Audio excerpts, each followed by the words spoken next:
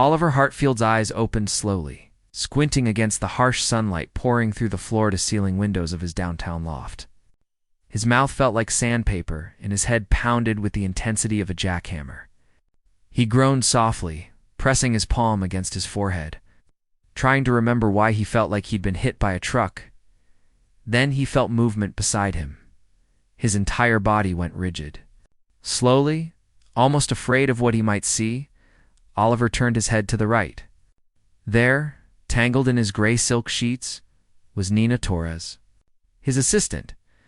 His incredibly capable, always professional, keeps his entire life running assistant.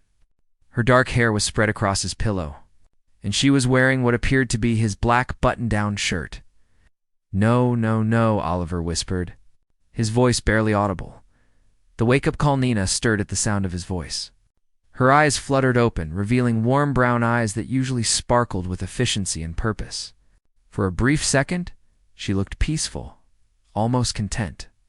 Then reality crashed into her like a freight train. "Oh my God," Nina gasped, sitting bolt upright and clutching the sheet to her chest. Her face flushed a deep crimson. "Oliver, Mr. Hartfield." "What? ...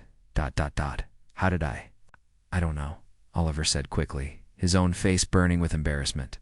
He swung his legs out of bed, relieved to find he was at least wearing his boxer shorts.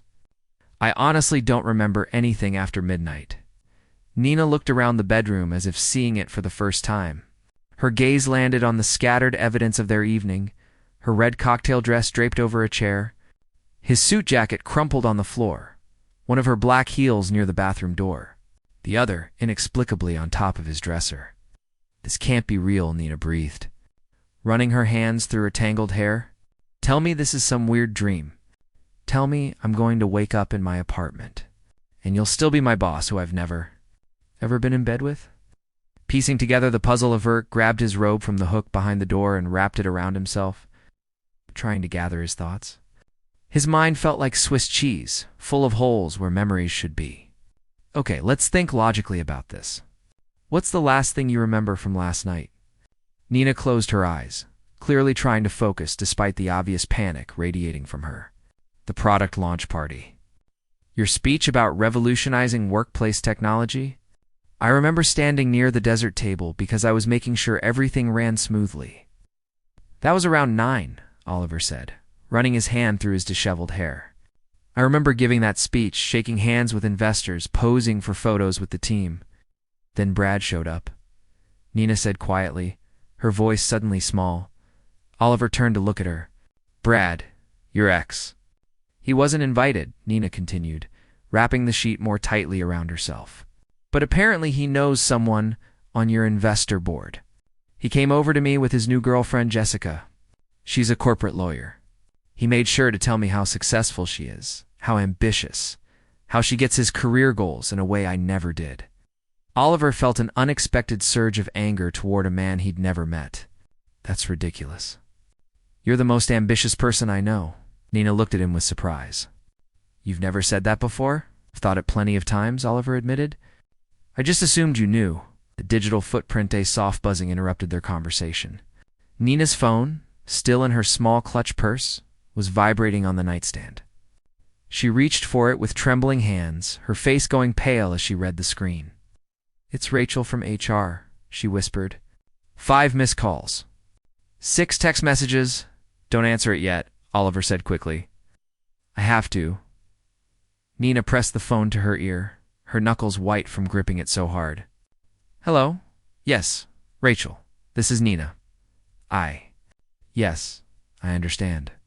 Monday at 8. I'll be there." When she ended the call, Oliver could see tears forming in her eyes. Someone filed a complaint. Multiple people saw us leave together last night. Rachel says there are serious concerns about workplace conduct violations. I have to meet with her and the executive board on Monday morning. Oliver felt his stomach drop. "Nina, I won't let them." "Don't," she interrupted, her voice suddenly fierce. "Don't try to protect me. That'll make it worse. Everyone will think I slept my way into this position, that you're abusing your power. Even if nothing happened, the optics are terrible." She had a point, and Oliver hated it. He crossed to his nightstand and grabbed his phone, which had died at some point during the night. Plugging it in, he waited impatiently for it to power up. Uncovering the evidence while they waited, Nina carefully extracted herself from the bed, keeping the sheet wrapped around her like armor. She gathered her dress and shoes, her movements jerky with barely contained emotion. "I should go," she said, not meeting his eyes. "I need to shower, change, figure out what I'm going to say on Monday. If you leave now, we won't figure out what actually happened," Oliver said. "And we need to know the truth before Monday." Nina paused, clearly torn between fleeing and facing the situation head-on. Finally, she nodded. "Can I use your shower?" "Of course. Take your time." While Nina was in the bathroom, Oliver's phone finally came to life with a cascade of notifications. Missed calls from Derek, his business partner, text messages from various employees, and several from people he barely knew, all asking variations of, "So you and Nina, huh?"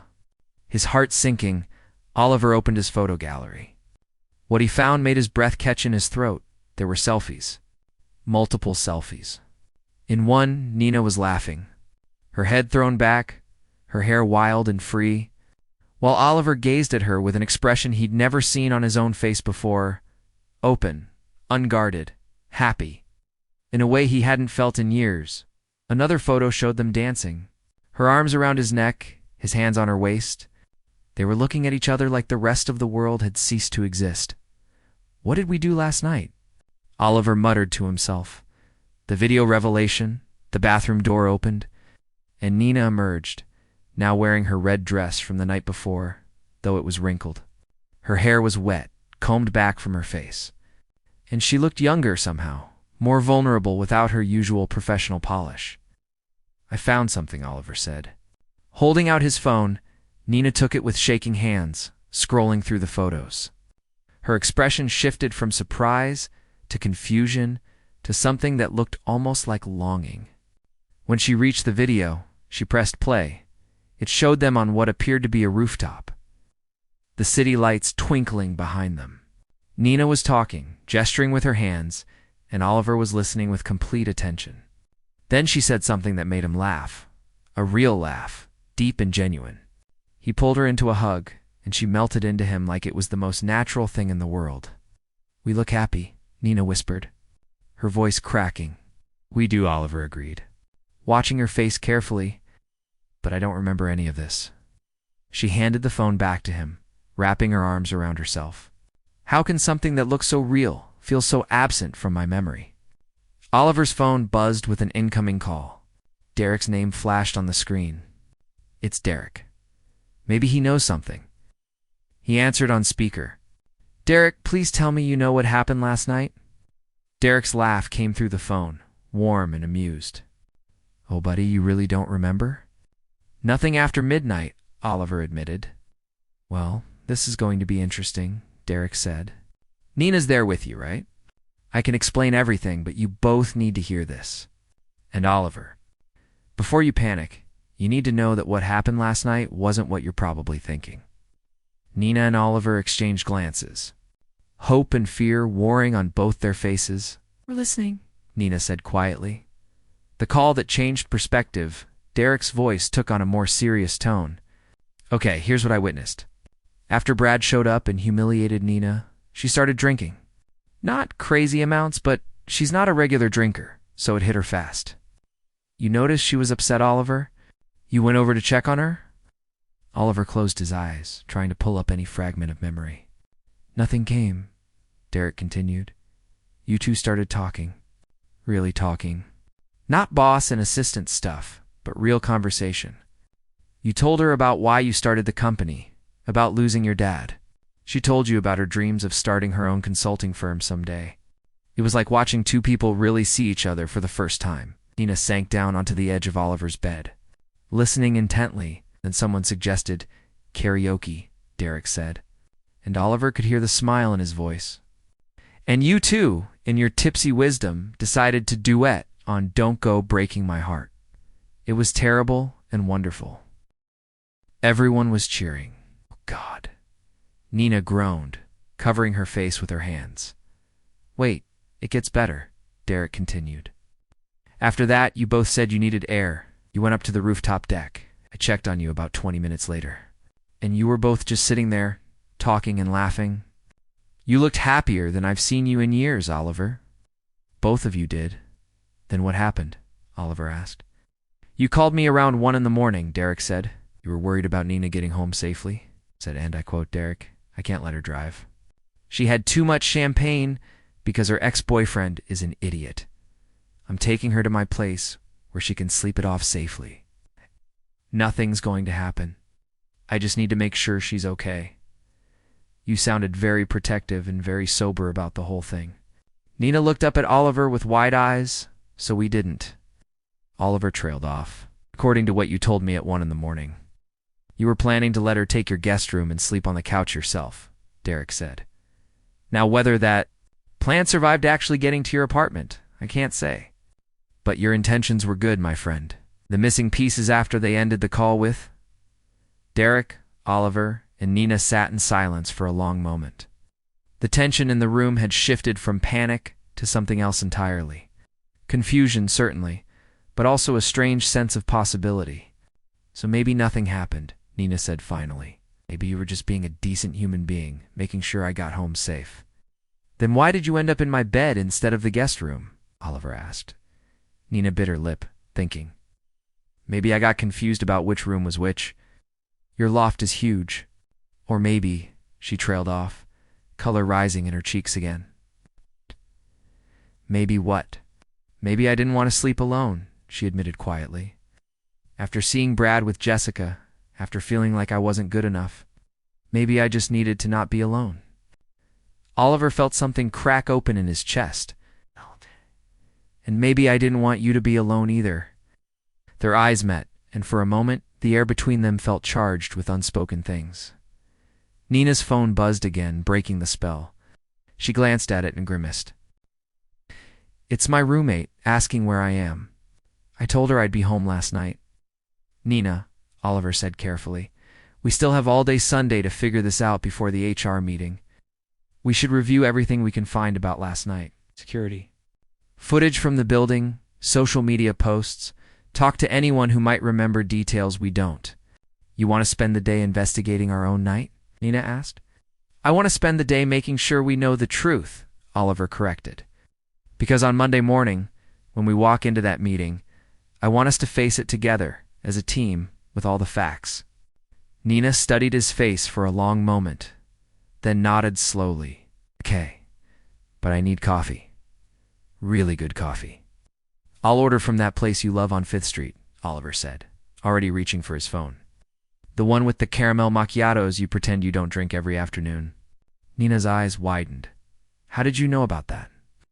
I pay attention, Oliver said simply. The look that passed between them suggested that maybe, just maybe, the events of last night had simply revealed something that had been building for much longer than either of them had realized.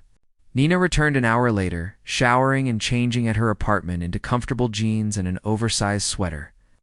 Oliver had ordered enough food to feed a small army, including her favorite caramel macchiato and blueberry scones from the bakery on 5th Street. You really do pay attention, Nina said softly, accepting the coffee with a small smile. They set up camp in Oliver's living room, laptops open, phones charged, ready to piece together the mystery of their lost night. The afternoon sun cast long shadows across the hardwood floors as they began their digital investigation. Okay, let's start with the company's social media, Oliver suggested, pulling up the event page. People always post photos at these things. What they found was both enlightening and mortifying. Social media reveals all the first photos showed. Nina and Oliver at the beginning of the evening, both looking professional and polished. Nina was handing him notes for his speech. They were standing at a respectful distance. The picture of workplace professionalism. But as they scrolled through the timeline, the photos told a different story. There was a picture of Oliver bringing Nina a glass of water after her encounter with Brad. His hand was on her shoulder, and even in the still image, you could see the concern on his face. Another photo showed them laughing together near the chocolate fountain. Nina with chocolate on her nose, Oliver reaching out to wipe it away with his thumb. I remember that, Nina said suddenly, touching her nose. You made a joke about how even someone as organized as me couldn't eat chocolate elegantly. Oliver felt a flicker of memory. You said that perfection was overrated. They continued scrolling. A video popped up, posted by someone from marketing. Oliver clicked play, and they watched themselves at the karaoke machine, belting out a spectacularly off-key version of Don't Go, Breaking My Heart. Nina groaned, but she was smiling. We're terrible. We're enthusiastic, Oliver corrected, watching the video. Look at us. We're having fun. In the video, Nina stumbled slightly during a spin, and Oliver caught her smoothly, steadying her. They dissolved into laughter, and the way they looked at each other made Oliver's chest tighten with an emotion he couldn't quite name. The comment section people are commenting, Nina said, scrolling down. Her face was unreadable as she read. Listen to this. Jenny from accounting wrote, "About time. We've been betting on when they'd finally realize they're perfect for each other." What? Oliver leaned over to read. Nina continued scrolling. Marcus from IT wrote, "Called it 6 months ago. They have that married couple energy." And Sarah from legal said, "This is the office romance we've all been rooting for." People have been betting on us, Oliver asked, incredulous. Apparently we were the last ones to know there was an us, Nina said quietly. They fell into an uncomfortable silence, both processing this revelation. Finally, Oliver cleared his throat. "Should we check the building security footage?" Security? Footage Truth. Oliver pulled up the app for his building's security system. The doorman, Henry, was a friend who'd given Oliver access to review footage when needed. They fast-forwarded to midnight. There they were, entering the building lobby. Oliver had his arm around Nina's waist, steadying her. She was leaning into him, laughing at something he'd said. They stopped at the elevator, and while they waited, Nina said something that made Oliver throw his head back and laugh. "We look comfortable with each other," Nina observed. The elevator footage showed them inside. Nina leaning against the wall, Oliver standing close, talking to her softly. At one point, Nina reached out and straightened his tie, even though it wasn't crooked. It was an intimate gesture, casual and familiar. "Your guest room is on the left when you exit the elevator," Nina said slowly. "Your bedroom is on the right." They watched as the elevator doors opened. Oliver stepped out first, then turned and offered his hand to Nina. She took it, and he led her to the right, toward his bedroom. "So we chose your bedroom," Nina said. Together. "My memories surface, Oliver." Ran his hands through his hair, frustrated by the gaps in his memory. "Why can't I remember the important parts? Maybe because we were drunk enough to be brave, but not drunk enough to be stupid," Nina suggested. She stood up and walked to the windows, looking out at the city. "Derek said you wanted to make sure I was safe. That you were being protective." Oliver joined her at the window. I am. "Nina, even without remembering everything, I know I wouldn't have taken advantage of you." "I know that," she said softly, "and I don't think I would have done anything I didn't want to do." Alcohol lowers inhibitions, but it doesn't create feelings out of nowhere. The words hung in the air between them, loaded with implication. Oliver's phone rang. It was Derek again. "I remembered something else," Derek said without preamble. "Around midnight, before you left, you pulled me aside. You asked me if I thought it was crazy that you couldn't stop thinking about your assistant." Nina's eyes widened, clearly able to hear Derek's voice through the phone. "What did you tell me?" Oliver asked. "I told you that I'd watched you to dance around each other for 2 years.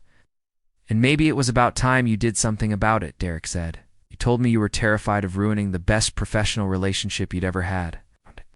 I said that maybe you already had something better than a professional relationship. You were just too scared to admit it." The bartender's testimony after hanging up with Derek, Oliver had another idea. "Now, the hotel where we had the party, I know the event manager. Let me call and see if any of the staff remembers anything." 20 minutes later, they were on a video call with James, the bartender who'd worked their event. "Mr. Hartfield, I remember you two very clearly," James said with a knowing smile. "You asked me to make sure Ms. Torres only got water after her 4th champagne. You were watching out for her all night. Did we seem inappropriate?" Nina asked hesitantly. James laughed. "Ma'am, you seem like two people who finally stopped pretending they didn't care about each other. It was actually really sweet. Before you left, you asked Mr. Hartfield, if he thought you were good enough?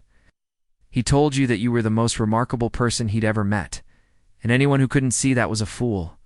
Then you kissed his cheek and said he was the best boss in the world. He said he didn't want to be your boss anymore. He wanted to be your friend. You said you'd like that.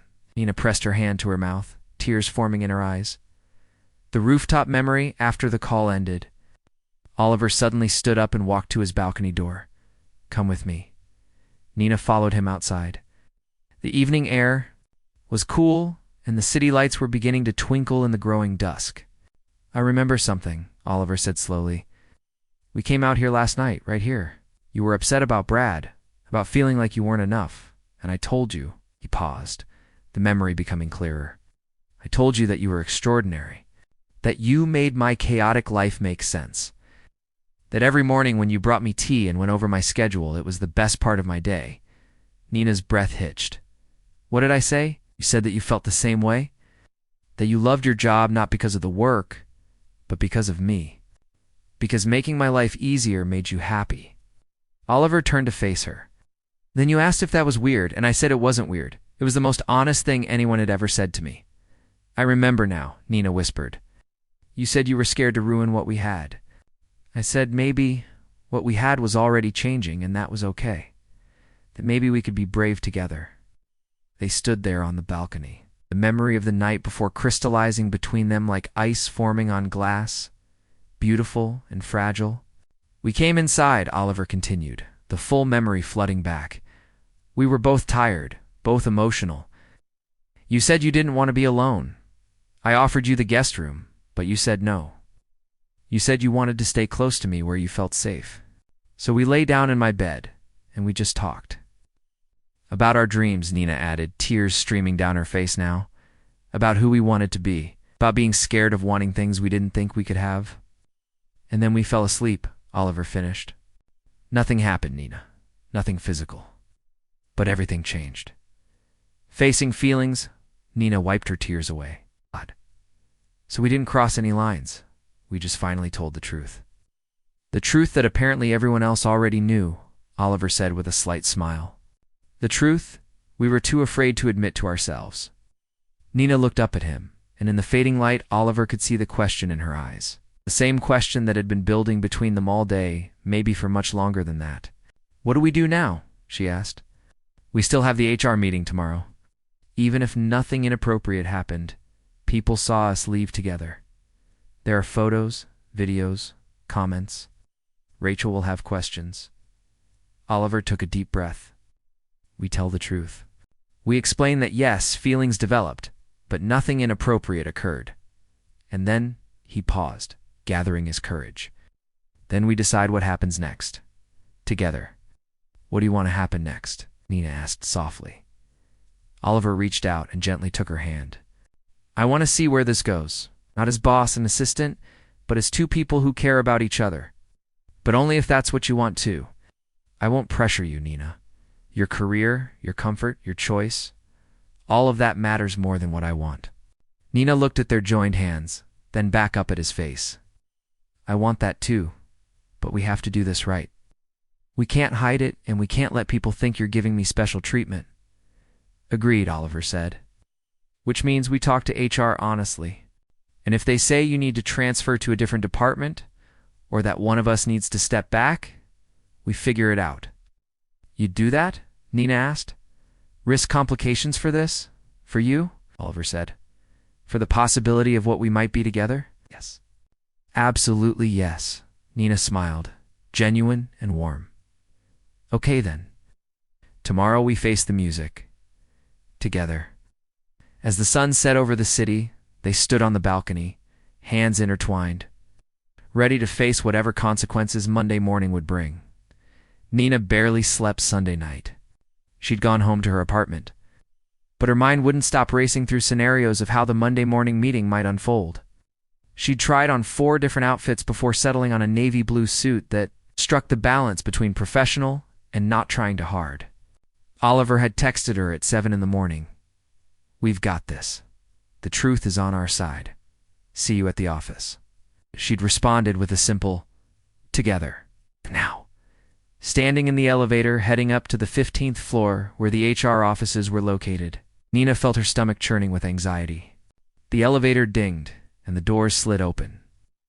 Oliver was already there, waiting in the lobby outside HR, wearing a charcoal gray suit that made him look every bit the successful founder he was.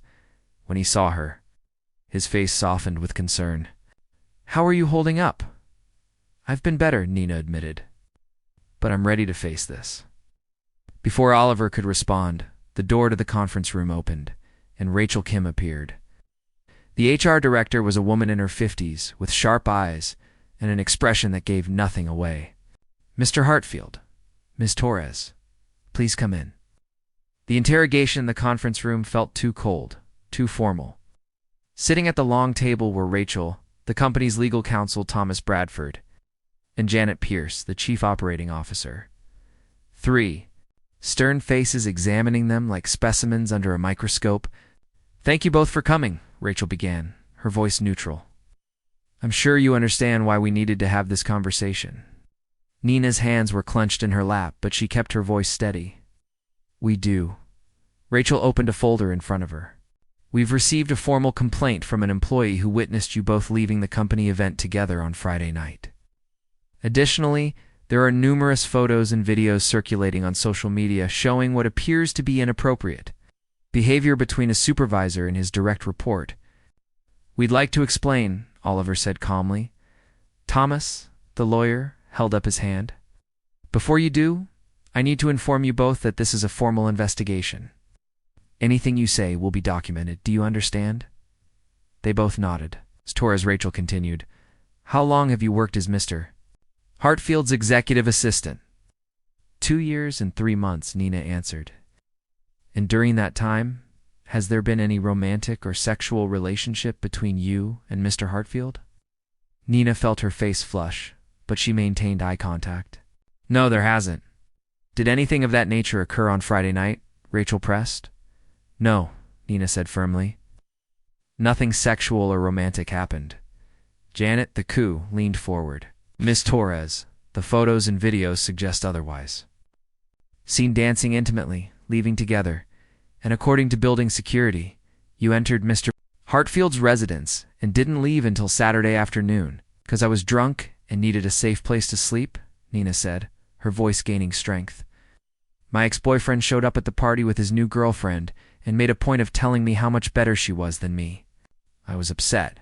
I had too much to drink, and Mr. Hartfield made sure I got home safely. He let me sleep in his apartment, and nothing inappropriate occurred." Oliver's defense Oliver spoke up, his voice clear and unwavering. "I'd like to add something. The reason I made sure Nina got home safely wasn't just because she works for me. It was because I care about her as a person. And yes, over the course of Friday evening, we both realized that we have feelings for each other that go beyond our professional relationship." Rachel's eyebrows rose. "You're admitting to having romantic feelings for your subordinate?" "I'm admitting to having feelings for a remarkable woman who happens to be my assistant," Oliver corrected. "But we didn't act on those feelings inappropriately. We talked, we fell asleep, and nothing physical happened. When we woke up Saturday morning, we spent the entire day investigating what had occurred because we wanted to face this meeting with complete honesty." Thomas exchanged glances with Rachel. "Mr. Hartfield, surely you understand the power dynamic issue here. As Ms. Torres' direct supervisor, any relationship between you creates significant legal and ethical concerns for the company." "I do understand that," Oliver said, "which is why we're here to discuss solutions, not to hide what's happening." Nina's courage. Nina took a deep breath, feeling a surge of determination. She'd spent her whole life playing by the rules, being careful, not making waves. But sitting in this room, facing these people who seemed ready to reduce her career to a scandal, something inside her shifted. "Can I say something?" she asked, not waiting for permission before continuing. "I've worked for this company for over 2 years. I've never missed a deadline, never compromised my professionalism, never asked for special treatment. I've worked 60-hour weeks, managed impossible schedules, and made Mr. Hartfield's professional life run smoothly because I'm good at my job. Not because of any inappropriate relationship, but because I'm qualified and dedicated." Her voice grew stronger, more passionate. "Yes, feelings developed. Feelings that neither of us asked for, and both of us tried to ignore because we knew it complicated things. But those feelings don't erase my competence or my integrity. And I refuse to sit here and be treated like I'm some kind of scandal just because I had the audacity to care about someone I work with. Rachel looked surprised by Nina's outburst. Janet was watching with an expression that might have been approval. Furthermore, Nina continued, "If you look at those photos and videos everyone is so concerned about, you'll see two people who clearly care about each other finally being honest. You'll see appropriate behavior, just not strictly professional behavior. We danced, we talked, we laughed. We didn't do anything that would be inappropriate between any two consenting adults. The only issue is the reporting structure, which is something that can be addressed without destroying either of our careers or treating this like some kind of sordid affair." The turning point, the room was silent for a long moment. Then Janet spoke for the first time. "Ms. Torres, you're right. You've been an exemplary employee, Mr. Hartfield. Your record shows that you've never had any complaints of favoritism or inappropriate conduct. That matters in this assessment." Rachel looked down at her notes. "Complaint we received suggested that Mr. Hartfield was taking advantage of his position. But from what you're both saying, and from the evidence we've reviewed, that doesn't appear to be the case." "It's not," Oliver said firmly. "If anything, I've been worried about Nina's comfort and career this entire time. I would never do anything to jeopardize what she's built here." Thomas tapped his pen on the table. "The issue remains that you can't continue in a supervisor-subordinate relationship if there are romantic feelings involved. That creates liability for the company." "I understand," Oliver said. "So what are our options?" Rachel looked at Janet, then back at Oliver and Nina. "We have several possibilities. Ms. Torres could transfer to another department where Mr. Hartfield doesn't have direct oversight. Or Mr. Hartfield could assign her supervisory responsibilities to another executive. Or," she paused, "one of you could resign." Nina felt her stomach drop. Resignation. She'd worked so hard to get where she was. "There's another option," Oliver said suddenly. "Nina has been wanting to start her own consulting firm. If the company contracted with her independently, she could provide executive consulting services without being directly employed by us, which would eliminate the reporting structure issue entirely." Nina's head snapped toward Oliver. They'd talked about her dream of starting a firm during their Friday night conversation, but she'd never expected him to bring it up here. Janet looked interested. "That's actually not a bad idea. We've been looking at bringing in outside consultants for several departments. Ms. Torres certainly has the qualifications and experience." The resolution, Rachel made notes on her pad.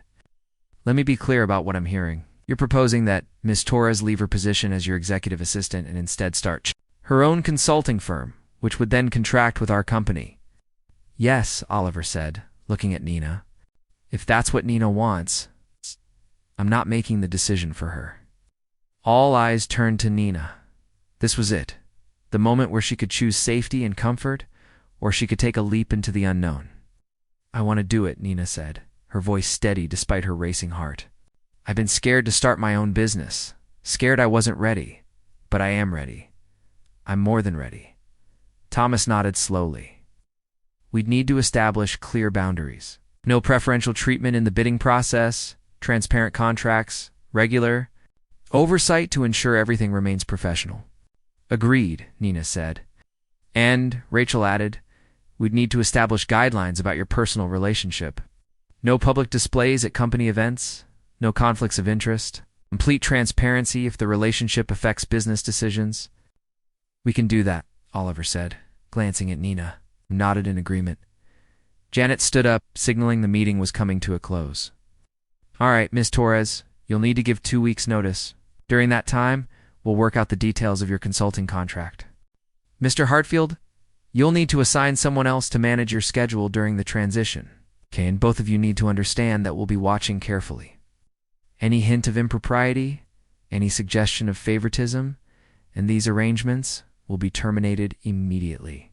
"Understood," they said in unison. Walking out together as they exited the conference room, Nina felt like her legs might give out. Oliver gently touched her elbow, steadying her, then quickly dropped his hand, mindful of the scrutiny they were under. They walked in silence to the elevator. Once inside and alone, Nina let out a long breath. I can't believe that just happened. You were incredible in there, Oliver said, admiration clear in his voice. The way you stood up for yourself, the way you articulated everything. Nina, you're going to be amazing running your own firm. I'm terrified, she admitted. That's how you know it's worth doing, Oliver said softly. The elevator reached the lobby. As the doors opened, Nina turned to Oliver. What happens now? Oliver smiled, the kind of genuine smile she'd only started seeing this weekend. Now I take you to lunch, not as your boss, but as someone who wants to get to know you better. Someone who wants to see where this goes, one day at a time, doing everything the right way. I'd like that, Nina said, 3 months later. Spring sun streamed through the windows of Nina's new office, a modest but professional space in a downtown building. Her consulting firm Torres Advisory had officially launched a month ago. She already had 3 clients, including Oliver's company. Her phone buzzed with a text from Oliver. Dinner tonight? There's a new Italian place I want to try, she smiled, typing back. It's a date. They'd been taking things slowly, carefully building a relationship outside of work. They went to movies, tried new restaurants, took long walks through the city. Oliver had met her family, met his business partners. It was real, and it was right, and it was worth every complication they'd navigated to get here.